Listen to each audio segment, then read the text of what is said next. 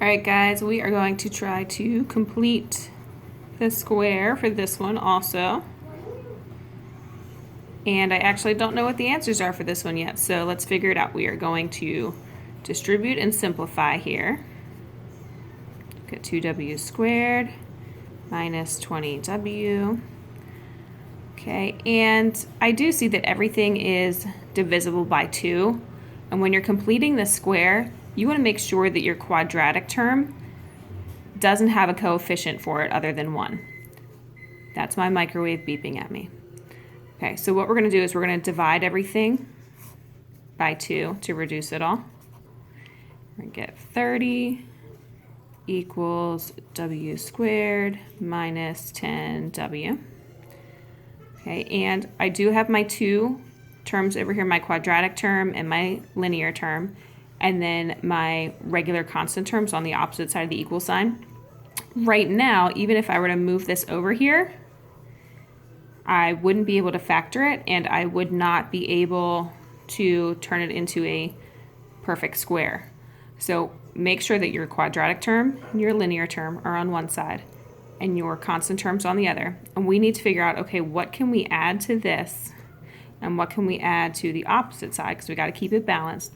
What C term would this have to be to make it a perfect square trinomial? So to figure out what that missing C term is, we're going to take half of the B term. So I'm going to go over here, take negative 10 divided by 2, and we're going to square it. So that would turn into negative 5. We're going to square that.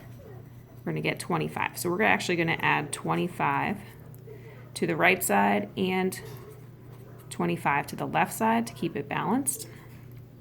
So now that this is a perfect square trinomial, I can condense it and make it w minus 5, and this term is half of your b term. Okay, so w minus 5 quantity squared is equal to, and that turns into 55.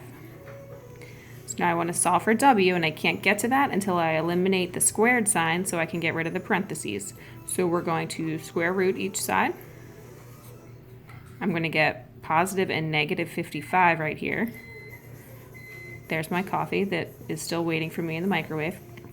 Okay, and then this will turn into w minus 5. We're going to set that up into two different equations.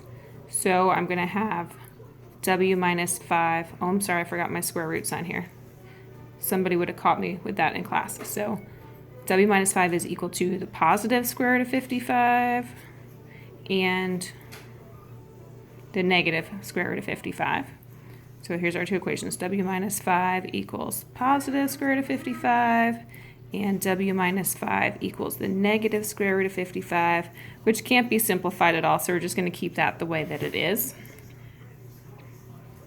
And we're going to add 5 to each side. So our two answers are going to be kind of weird and ugly. They're going to be irrational numbers, and you could figure them out with a calculator if you want to, or you can just leave it as 5 plus the square root of 55, and w is equal to 5 minus the square root of 55. And those are actually your two really ugly answers. Bye, guys.